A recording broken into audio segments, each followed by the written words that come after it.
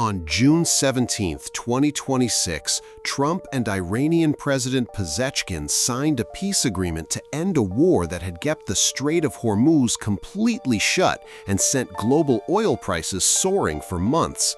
But if you did not know, that same agreement requires the United States to unfreeze hundreds of billions of dollars in Iranian assets and help fund a reconstruction package worth up to $300 billion for Iran's economy.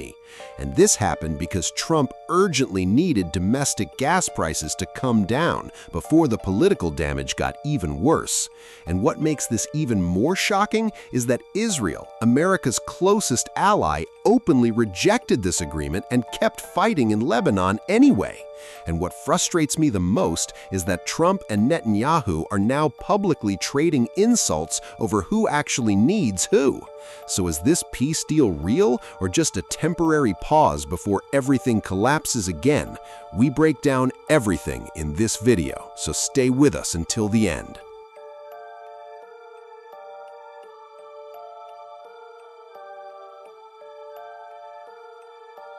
June 17, 2026, a date I believe the entire world should have celebrated.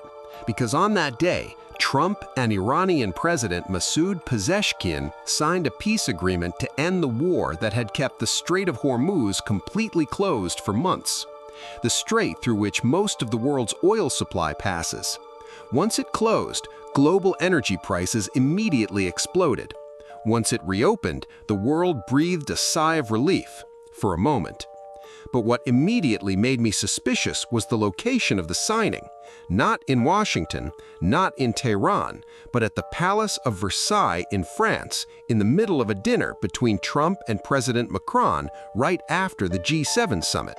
Why did it have to happen in a neutral place like that? Some analysts say this was deliberate, so that neither side would appear to lose or surrender on the other's own soil. And what made me think even harder is that Iranian President Pezeshkian was not physically present. He signed digitally from Tehran. Meanwhile, Trump signed directly in front of the cameras with a triumphant gesture. Quite a striking contrast. Is this a sign that Iran itself is not fully confident in this agreement? Even Ayatollah Mojtaba Khamenei, Iran's current supreme leader, openly stated he supported this agreement, quote, despite having a different view, unquote. That is not full support. That is forced support. The negotiations were also mediated by Pakistan and Qatar, not the traditional American allies who usually broker Middle East conflicts. And the most important thing to note, this peace did not come because the original problem was resolved. It came because both nations were being hit by economic pressure that had become unbearable. Iran's economy was shattered by sanctions and blockades. America? Domestic fuel prices skyrocketed, and that was extremely dangerous for Trump's domestic politics. So if both sides made peace not because the problem was resolved, but because both their wallets had run dry, will this peace actually last?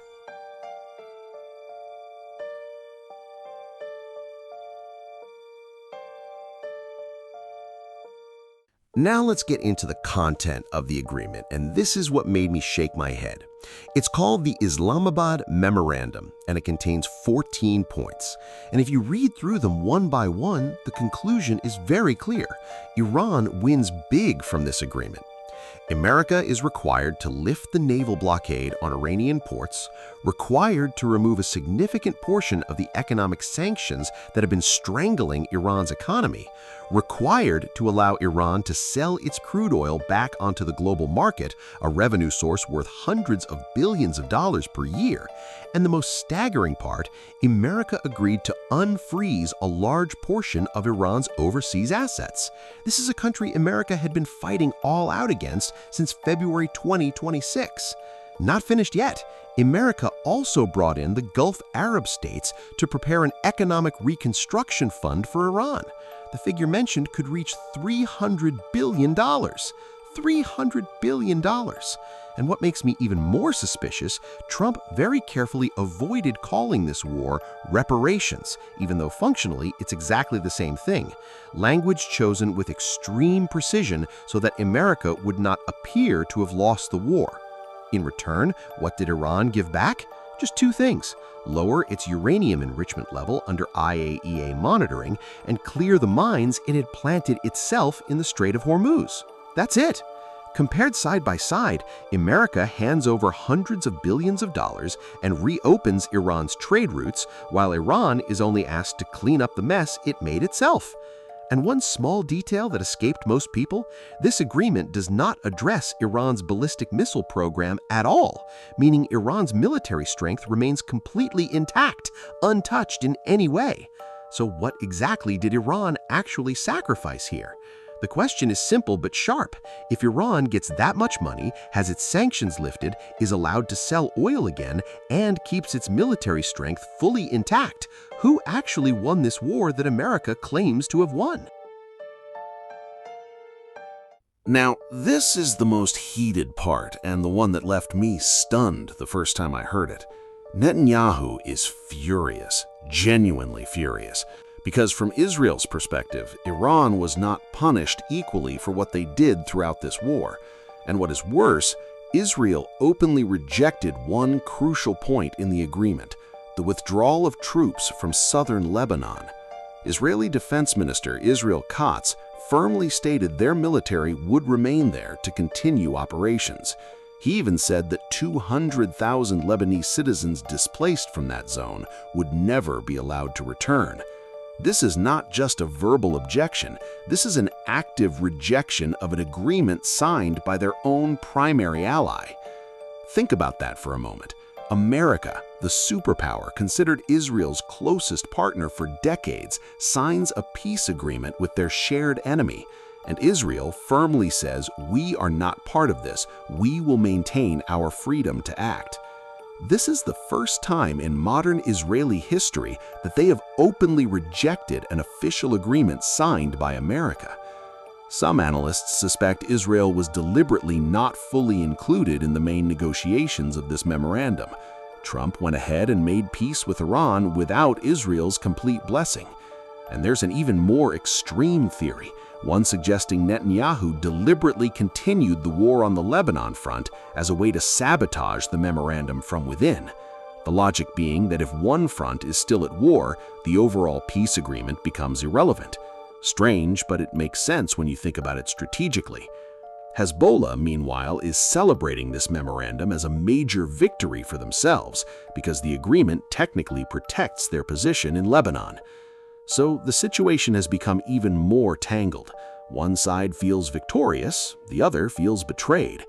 So the question now is, if Israel dares to openly reject an official agreement made by its own primary ally like this, is this a sign that Israel is no longer fully submitting to American interests? And here is the part I find the most unbelievable in this entire drama: an open split between two allies who for decades were considered inseparable. Trump versus Netanyahu, America versus Israel, in public, openly. Trump was reported to have lashed out at Netanyahu because he needed this war over quickly in order to bring down domestic fuel prices in America that had been giving him serious political headaches. But what shocked me was the response from American Vice President J.D. Vance. He criticized Israel with very specific data, stating that in the last 3 months, 2/3 of the weaponry used by Israel was purchased using American taxpayer money. 2/3! That was not an empty jab. That was a veiled warning that American financial support could be reduced or stopped whenever America chooses. And the drama heated up further when both sides began publicly trading claims. Trump, in his signature style, said without America, Israel would not exist. Supporters of Israel immediately fired back. Without Israel and Jewish institutions, America would not exist. This is no longer a closed-door diplomatic discussion. This is a public war of words between two nations supposedly bound by a special relationship. Even Israel's own ambassador to America went so far as to publicly state that the Israel-Lebanon relationship was now heading toward, in his own words, a massive train wreck. That is a term used by an official diplomat, not a social media commentator. You can imagine just how severe the tension has become. And the most concerning thing of all, if two allies this strong are publicly criticizing each other over money and weapons, who is quietly benefiting the most from this rift? Russia, China, or perhaps Iran itself, the very nation they had just fought all out against? Some analysts say this is the clearest proof that the supposedly inseparable relationship between America and Israel has always been transactional from the very beginning. And now, breaking news that shattered all that earlier optimism within just a matter of days. Global oil prices did briefly fall after the memorandum was signed. The world breathed a sigh of relief for a moment, but only for a moment. Iran has closed the Strait of Hormuz again. The reason? Israel remained stubbornly refusing to withdraw troops from southern Lebanon, exactly as we discussed in the previous chapter. Iranian representatives even walked out of the negotiating table in protest after Trump threatened to attack again if Hezbollah was not stopped.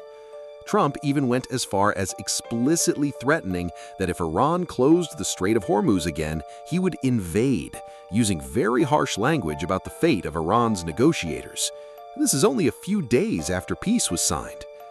So, this peace, barely a few weeks old, is now on the verge of total collapse. And this is what makes me wonder, was this memorandum actually designed to fail from the very beginning?